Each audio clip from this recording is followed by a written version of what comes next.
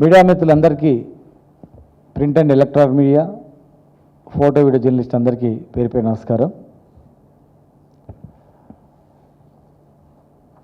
ఈరోజు రాష్ట్రంలో ముఖ్యంగా రైతులు అన్ని వర్గాలు బాధపడుతున్నారు. కానీ అన్ని వర్గాలను బతికించేది మాత్రం రైతులు. రైతులు సంతోషంగా ఉంటే, పంటలు మంచిగా పండితే ఏ కష్టాలు ఉండవు.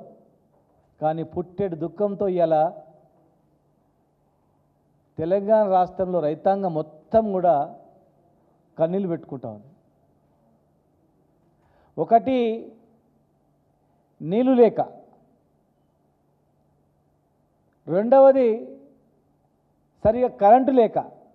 నీళ్ళు లేక కొన్ని పంటలు ఎండిపోతే, కరెంటు లేక బోర్ల నీళ్ళుండి కరెంటు లేక కొన్ని పంటలు ఎండిపోతే, ఇక అక్కడనో ఇక్కడనో పంటలు పండితే గా పంటలకు ఇవాళ చూడండి వడగన్లు.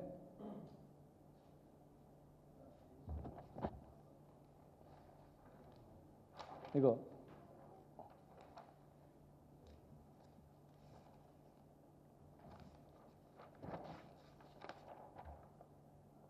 రోడ్ల మీద ఇట్లా ఏర్లై పారుతున్నాయి, మొత్తం కొట్టుకుపోయి.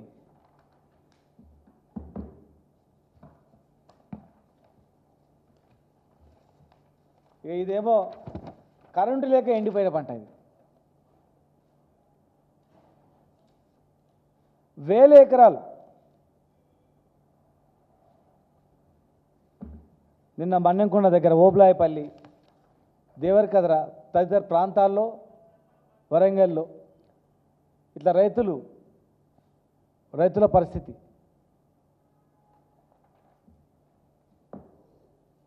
ఘోరమైనటువంటి పరిస్థితి.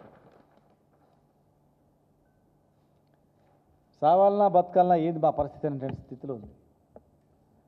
ఇవాళ మేము ఒకటే అడుగుతా ఉన్నాం. ప్రభుత్వం మేనిఫెస్టోలో ప్రతి ఎకరాకు బీమా, ఒక్క ఎకరా కూడా వదిలిపెట్టకుండా మేము ఏ కారణం చేత పంట ఎండిపోయినా, నష్టపోయినా, తడిసినా ఏదైనా కూడా పంట బీమా చేసి మీకు ఇస్తామని అన్నారు. వాళ్ళు ఇచ్చినటువంటి రైతు డిక్లరేషన్లో 5వ అంశం. మరి ఎక్కడ పోయింది పంట బీమా? రైతు కూలీలకు డబ్బులు ఇస్తామన్నారు, ఎక్కడ పోయింది? కౌలు రైతులకు డబ్బులు ఇస్తామన్నారు, ఎక్కడ పోయింది? మీరు కౌలు రైతులకు ఇస్తామని చెప్పి చాలామంది కౌలు తీసుకున్నారు. అటు కౌలు రైతు ఇలా ఎండిపోయిన ఈ పంటకు ఎట్లా కట్టాలా?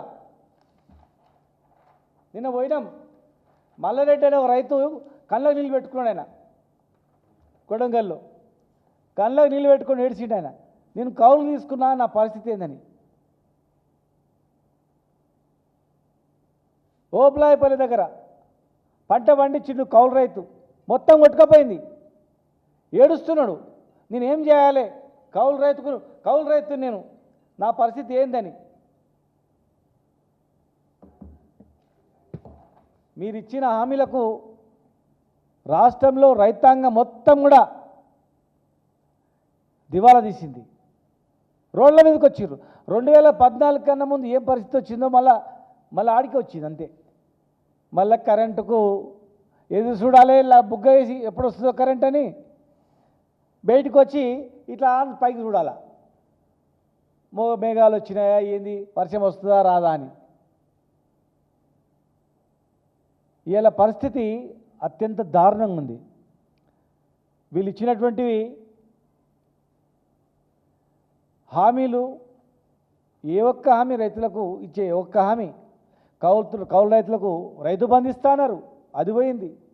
రైతు కూలీలకు ఇస్తామన్నారు, అది పోయింది. పంట బీమా అన్నారు, అది పోయింది. ఎన్నో చెప్పారు. రుణమాఫీ అన్నారు, మొత్తం అది గాలికి వదిలిపెట్టారు, సగం కూడా కాలేదు.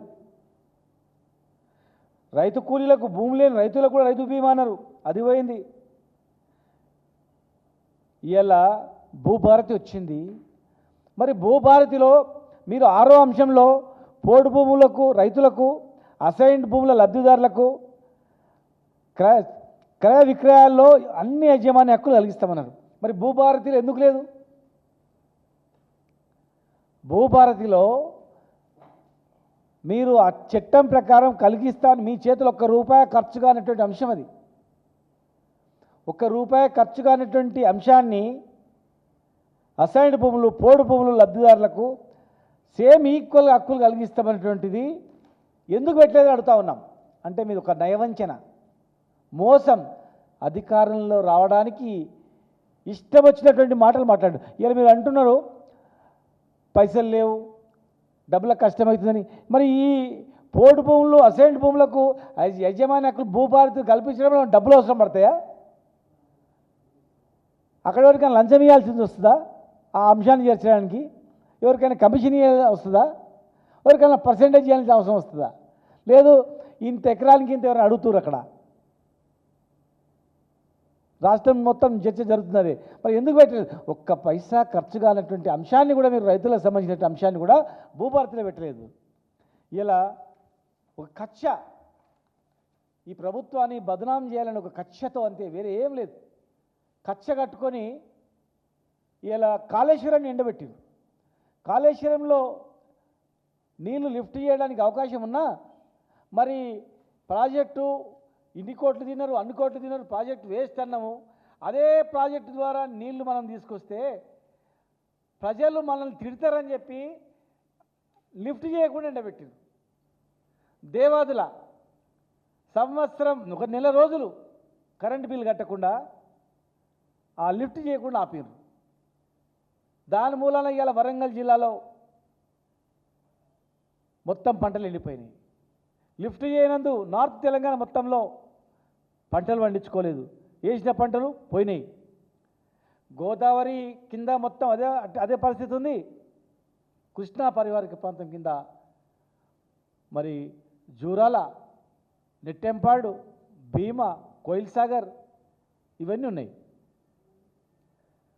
ముందు చూపు లేక ప్రతి పంట ముందు రైతులను అప్రమత్తం చేస్తాం, నీళ్ళు ఇన్నున్నాయి, ఇంత పంటలు వేసుకోవాలని. మీరు ఎవరు మీటింగ్ పెట్టలేదు, మంత్రులకు ఎవరికి పట్టలేదు. 90% కంప్లీట్ అయినటువంటి పాలమూరు ప్రాజెక్టును కూడా ఒక 10% కంప్లీట్ చేస్తే అవకాశం వచ్చేది. కనీసం మోటార్లు ఆన్ చేసినాం, మోటార్లు ఆన్ చేసి పెట్టినాం, రెడీగా ఉన్నాయి. ఆ మోటార్లు ఆన్ చేసి కనీసం రిజర్వాయర్లు నింపుకున్నా కూడా ఇవాళ రిజర్వాయర్ల నీళ్లుంటే కింద బ్రహ్మాండంగా గ్రౌండ్ వాటర్ అనేది పెరిగేది. 90% కంప్లీట్ అయినటువంటి పాలమూరు రంగారెడ్డి జిల్లా ప్రాజెక్టు, వట్టం కావచ్చు, కరివెన కావచ్చు, ఉదండపూర్ కావచ్చు, నార్లపూర్ కావచ్చు, ఏదుల ఈ రిజర్వాయర్లు కంప్లీట్ అయినటువంటి రిజర్వాయర్లను మీరు నింపలేదు. శ్రీశైలం నుంచి ఆంధ్ర ప్రాంతం నీళ్ళు తీసుకుపోతుంటే గుడ్ల బకెట్ చూసిండ్రు. హైదరాబాదుకు తాగడానికి నీళ్ళు కష్టమవుతామని తెలిసినా పట్టించుకోలేదు. నాగార్జున సాగర్ను ఎడమకాలను ఎండగొట్టిండ్రు మళ్ళీ ఎప్పట్లాగానే. ఇవాళ మొత్తం నాగార్జున సాగర్ కింద పంటలు ఎండిపోయినాయి, జురాల కింద ఎండిపోయినాయి. ఇప్పటికిప్పుడు నెట్టెంపాడు దగ్గర 15,000 ఎకరాలు ఎండిపోయినాయని రైతులు ధర్నా చేస్తారు ఈరోజు. ఇప్పుడు జరుగుతుంది అక్కడ లైవ్లో. గద్వాలలో నెట్టెంపాడు కింద రైతులు ధర్నా చేసినా ఇప్పుడు మాట్లాడట్లేదు, భరోసా ఇవ్వట్లేదు. జూరాల ప్రతి సంవత్సరం మీరు అడగండి, జూరాల నుంచి ఎండాకాలం కూడా 2,000 క్యూసెక్ల నీళ్ళు ఇటు వచ్చేటి దారా. అక్కడ ఇక్కడ కారిపోయే నీళ్ళు అన్నీ నదిలకించి జూరాలకు వచ్చేటివి. జూరాల నుంచి వీళ్ళు పంటలు పండించుకునేది. మరి ఈరోజు కర్ణాటకలో ఆల్మట్టి డ్యాంల నీళ్ళున్నాయి, నారాయణపూర్లో డ్యాంల నీళ్ళున్నాయి. ఆ డ్యాంలకించి వచ్చే నీళ్ళను కూడా వాళ్ళు బ్రిడ్జిలు కడితే బ్రిడ్జి దగ్గర కూడా చెక్ డ్యామ్లు వేసి ఒక్క బొట్టు నీళ్ళు రాకుండా ప్రతి సంవత్సరము ప్రతిరోజు ఎండాకాలంలో కూడా 2,000 క్యూసెక్ల నీళ్ళు వచ్చేటువంటి కృష్ణానదిని తెలంగాణకు ఒక్క చుక్క నీళ్ళు రాకుండా చెక్ డ్యామ్ల మీద చెక్ డ్యామ్లు కట్టి అక్కడ నీళ్ళు మలుపుకుపోతున్నారు. దాని గురించి ఒక్కరు మాట్లాడే మాట ఎవరు లేరు. అక్కడ కాంగ్రెస్ ప్రభుత్వమే ఉంది, మీ ప్రభుత్వమే ఉంది. మల్లికార్జున ఖర్గే గారు ఆల్ ఇండియా ప్రెసిడెంట్ కూడా పక్కనే ఉన్నాడు. ఆయన రోజు తెలంగాణ నుంచి రావాలి, హైదరాబాద్ రావాలన్నా ఢిల్లీ పోవాలన్నా కానీ మరి చెక్ డ్యామ్ల మీద చెక్ డ్యాములు కడితే సుక్క నీరు కృష్ణానదిలోకి పోకపోతే తెలంగాణ రైతులు ఎట్లా పోతారనే ఆలోచన లేదా? తెలంగాణ వాళ్ళు మనుషులు కాదా? మీ ప్రభుత్వమే ఉంది కదా మీరు మాట్లాడరా? కర్ణాటకలో మీ ప్రభుత్వమే ఉంది కదా, మీ ప్రభుత్వాన్ని మీరు నిలదీయరా? ఇదేం పద్ధతి అని అడగరా? కనీసం వాళ్ళతో మాట్లాడి ఒక 10 టీఎంసీలో 5 టీఎంసీలో నీళ్లు జూరాలకు విడుదల చేసి జూరాల నుంచి నెట్టెంపాడు, భీమా, కోయిల్ సాగర్ ఈ ప్రాజెక్టుల కింద వేసిన పంటలు కనీసం ఎండిపోకుండా కనీసం 3-4 టన్నుల నీళ్ళు వచ్చేటట్టు ప్రయత్నం చేయరా? సందర్శించరా? వ్యవసాయ శాఖ మంత్రి గారు ఎండిపోయిన పంటలను చూసి ఎందుకు ఎండిపోయామని అడగడా? ఓదార్చడా? తెలుసుకోడా? గుండె పగిలిపోతుంది చూస్తుంటే,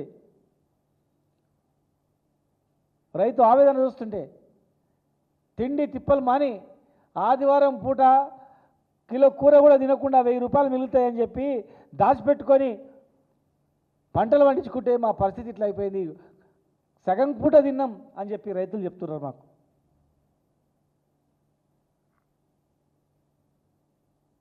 ఈ రాష్ట్రంలో ప్రతి ఊర్లో ఎండిపోయినాయి. నీళ్ళు లేక ఎండిపోలే, కరెంటు లేక ఎండిపోయింది. గవర్నమెంట్ వచ్చే ముందు కరెంట్ ఎట్లా ఉంది, ఇప్పుడు ఇవాళ కరెంట్ ఎందుకు పోయింది? యాజ్ టీజ్గా జరిగేటువంటి ప్రక్రియలను కూడా మీరు ఎందుకు నిర్లక్ష్యం చేసినా అడుగుతా ఉన్నాం. మీ దృష్టి అంతా కేసీఆర్ గారిని బదనాం చేయడం, గత ప్రభుత్వాన్ని బదనాం చేయడం, డబ్బులు లేవని చెప్పి సాగు చెప్పడం, అంతర్గత కుమ్ములాడడం, గాలికి వదిలిపెట్టి ఏదంటే అది మాట్లాడడం, ఇలా రైతుల గురించి పట్టించుకోకుండా రైతులను ఆగం చేసి ఇలా కనీసము ఎండిపోయినటువంటి పంటలకు కూడా మీరు బీమా ఇస్తామన్నారు. ఆ రైతు ఎండిపోయినా కానీ బీమా ఉంటుందిలే అనుకొని భరోసాతో ఇలా పంటలు పండించుకుంటే అది లాస్ట్కి ఎండిపోయింది. చూడండి, మంచిగా పొట్టకొచ్చి మంచి కంకి అరిది బయటపడ్డది, కానీ నీళ్ళు లేక మొత్తం తాళొడ్లైనవి, తాళైపోయినవి.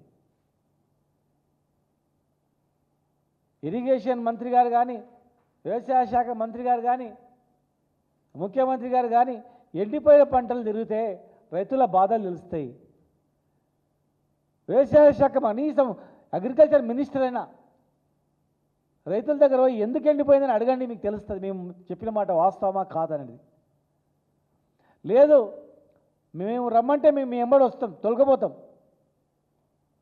చూయిస్తాం. మేము చెప్పిన దానిలో వాస్తవం లేకపోతే, కరెంటు వల్లనే మా చేను ఎండిపోయిందని ఆ రైతు చెప్పకపోతే,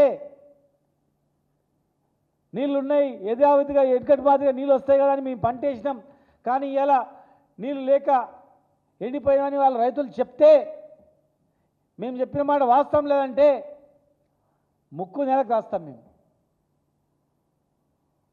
మేము ఏది మాట్లాడినా రాజకీయం అంటున్నారు. మేము మాట్లాడిన దానిలో వాస్తవం కాదని ఒక్క కనీసం పరిశీలన కూడా పోరు. ఒక chief secretary, agriculture principal secretary, కనీసం ఐఏఎస్ అధికారుల పొందామనివ్వండి, తిరగండి, రైతులు ఆదుకోండి. రైతుల ఆత్మహత్యలను చూసి భరించలేకనే ఇవన్నీ ఆగాలంటే తెలంగాణ వస్తేనే మనం బాగుపడతామని తెలంగాణ తెచ్చుకున్నాం. ఇవాళ కేసీఆర్ గారి నాయకత్వంలో తెలంగాణ వచ్చింది. మనందరం తెలంగాణ తెచ్చుకున్నందుకే మీరు అందరూ కూడా మంత్రులు, ముఖ్యమంత్రులు అయినారు. తెలంగాణ లేకుంటే కనీసం మంచి శాఖలు కూడా వచ్చేటివి కావు. తెలంగాణ వచ్చినందుకే మీకు అన్ని పదవులు వచ్చినాయి. ప్రభుత్వం, ప్రజలు మీకు కోరుకున్నారు బాగా చేస్తారని మీ హామీలు చూసి. కానీ ఇలా మీరు కచ్చగట్టి కేసులు పెట్టడము, బదనాం చేయడము, అరెస్టులు చేయడము, నిర్బంధించడము, భయపెట్టడము, మసిబూసి మారేడుకాయ చేయడము, 17 నెలలు దాటినా కూడా ఈ రోజు వరకు కూడా పచ్చి అబద్ధాలతో మాట్లాడుతూ ప్రజలను తప్పుదో పట్టిస్తూ వీళ్ళు ముందుకు పోతూ ఉన్నారు. కనీసం ఈ రైతులైనా కాపాడుకోలేరా? భూభారతి చట్టంలో మీరు ఇచ్చిన హామీలు చేయరా? 90% కంప్లీట్ అయినటువంటి పాలమూరు ప్రాజెక్టు ఎండబెట్టిండ్రు, కాళేశ్వరం మీద కచ్చ కట్టిండ్రు, దేవాదులను ఎండబెట్టిండ్రు. మళ్ళీ మొదటికి వచ్చింది పరిస్థితి రైతులది. ఆత్మహత్యలు, వలసలు, కథం. అసలు ముందు చూపేలేదు మీకు. ఇవాళ ఎండాకాలం వచ్చింది, తాగనీకి నీరు కూడా పరిస్థితి బాగాలేకుంటుంది. ఎండాకాలంలో తాగడానికి గుక్కెట్లు లేని పరిస్థితి వస్తుంది. ఇప్పటికే ఎండాకాలం స్టార్ట్ అయింది, ఊర్లలో తాగడానికి నీళ్ళు స్టార్ట్ అయినాయి, ఇబ్బంది స్టార్ట్ అయింది. రేపు హైదరాబాద్ కూడా వచ్చే పరిస్థితి ఉంటుంది నీళ్ళు. శ్రీశైలంలో ఎన్ని నీళ్ళు ఉన్నాయి? శ్రీశైలం ప్రాజెక్ట్ ఎందుకు కట్టిండ్రు? శ్రీశైలం ప్రాజెక్టులో మరి నాగార్జున సాగర్ నుంచి హైదరాబాద్ నీళ్ళు వస్తున్నాయి, తాగడానికి నీళ్ళు ఇక్కడ అక్కడి నుంచే వస్తాయి. ఎట్లా ఆలోచన చేయలేదు. అటు ప్రాజెక్టు కడుతున్నారు, అనుమతి లేకుండా ప్రాజెక్టు తీసుకుపోతున్నారు. తెలంగాణకు నష్టం జరుగుతుంది, సమన్వయమే లేదు. ఆంధ్ర తెలంగాణ రెండు కలిసి కర్ణాటక మీదనో మహారాష్ట్ర మీదనో ఒత్తిడి తెచ్చి పైనుంచి మనం నీళ్ళు తెచ్చుకోవాలి, సముద్రంలో నీళ్లు కలవకుండా నీళ్ళు ఎట్లా వాడుకోవాలనేటువంటి ఆలోచన లేదు. రెచ్చగొట్టడాలు తప్ప వేరే ఏం లేదు ఇక్కడ. మేము ఫైనల్గా ఒకటే మేము కోరుతా ఉన్నాం, ఈ ప్రభుత్వాన్ని మీరు ఇచ్చిన మాట ప్రకారం మిమ్మల్ని నమ్ముకొని పంట బీమా ఉంటుందని రైతులు పంటలు వేసుకున్నారు. రైతులను హెచ్చరించలేదు. కనీసం మీరు నీళ్ళు లేవు, కరెంట్ ఇవ్వలేము, మీరు వేసుకోకండి కూడా చెప్పలేదు. పెద్ద పెద్ద పొడు మాటలు మాట్లాడి రైతులకు లేనిపోయిన అపోహలు కలిగించి ఇవాళ వేసిన పంటలు ఎండిపోయినాయి, పండిన పంటలు ఇట్లా నీలపాలైంది వడగండ్లకు. ఒకటేమో మీ వల్ల కరెంటు లేక ఎండిపోయింది, ఒకటేమో పంటలు వండి ప్రకృతి వికటించి వడగండ్ల వాళ్ళతో మొత్తం నష్టపోయింది. వీళ్ళకి కానీ మీదే పూర్తి బాధ్యత. మేము ఎండబోసుకుంటున్నా అంటే తాటిపత్రులు ఇచ్చేది కప్పుకోవడానికి, రైతు ఎక్స్టెన్షన్ ఆఫీసర్ అక్కడే ఉండేది, అప్రమత్తం చేసేది రైతులకు. మొలకెత్తిన విత్తనాలు కూడా మేము కొన్నాం రైతులకు నష్టపోవద్దని చెప్పి. మీరు రైతు కొనుగోలు కేంద్రాలు ఎక్కడ పోయినావో తెలియదు, అగమ్య గోచరంగా ఉంది, అడిగే నాథుడే లేడు. కనుక మేము చివరిగా కోరుతా ఉన్నాం, ఎకరాకు 30,000 చొప్పున ఎండిపోయిన పంటలకు కానీ తడిసిన వడ్లకు కానీ వడగండ్ల బాధితులకు కానీ ప్రభుత్వ వైఫల్యం వల్లనే, మీ మీద నమ్మకంతో వాళ్ళు వేసి ఎండిపోయినందువల్లనే, ముందు చూపు లేక మీరు జాగ్రత్తలు తీసుకున్నందువల్లనే రైతులకు నష్టం జరిగింది. కనుక ఎకరాకు 30,000 చొప్పున రైతులకు ఇచ్చి ఈ రైతులను ఆదుకోవాలి. ఈ తెలంగాణ రాష్ట్రంలో అన్ని జిల్లాల్లో కూడా గోదావరి, కృష్ణా పరివారిక ప్రాంతాల్లో ప్రాజెక్టుల కింద కూడా ఎండిపోయినాయి. కనుక మీ యొక్క అజాగ్రత్త వల్ల, మీ పోకడల వల్ల ఇలాంటి జరిగింది. కనుక ఖచ్చితంగా 30,000 చొప్పున రైతులకు ఇవ్వాలని చెప్పి మేము డిమాండ్ చేస్తూ ఉన్నాం.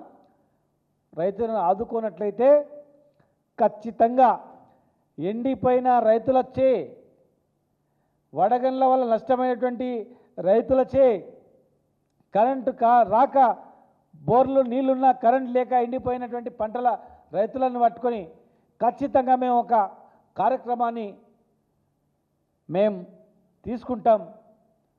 మీరు ఏ రైతులకు ఇచ్చిరో ఆ మాట నిలబెట్టుకోవాలి. లేనట్లయితే ఏ ఊర్లో చేనులు ఎండిపోతాయో ఆ ఊర్లో మీరు కాలు పెట్టాలంటే మీరు ఇచ్చిన మాట ప్రకారం బీమా అయితే బీమా డబ్బులు ఇస్తారా, ప్రభుత్వం ఇచ్చే మీరు అడుగు పెట్టాలి. లేకపోతే ఖచ్చితంగా మేము ఒక కార్యాచరణ కూడా తీసుకుంటామని చెప్పి మేము డిమాండ్ చేస్తూ, మరి రైతులు ఆదుకోవాలని చెప్పి మిమ్మల్ని అందరూ కూడా ప్రభుత్వాన్ని రిక్వెస్ట్ చేస్తూ, చేయకపోతే మాత్రం మేము ఊరుకునే ప్రసక్తే లేదని చెప్పి కూడా మేము డిమాండ్ చేస్తూ ఉన్నాం.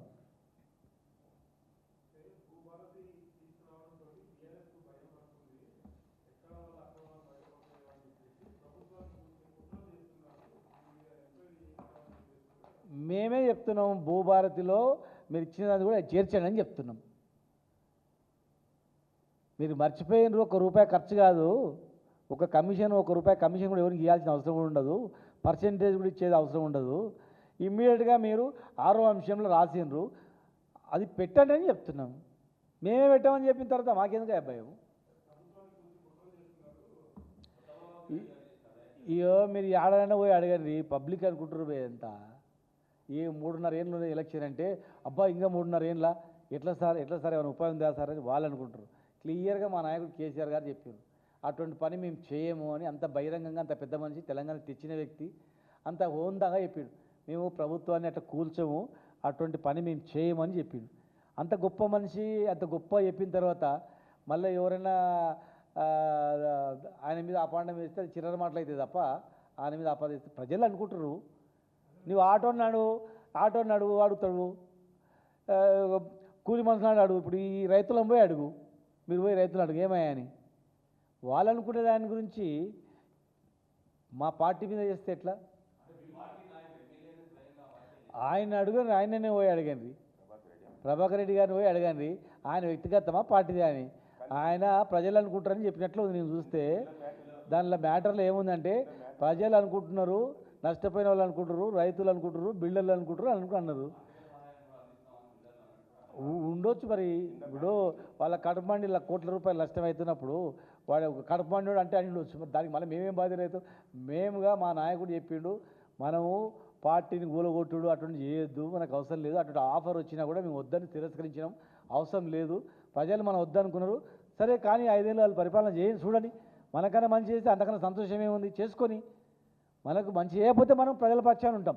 తెలంగాణకు నష్టం జరిగితే ఊరుకోను, తెలంగాణకు అన్యాయం జరిగితే ఊరుకోను, తెలంగాణ తక్కువ చూస్తే ఊరుకోనని చెప్పింది తప్ప వేరేం లేదు కదా.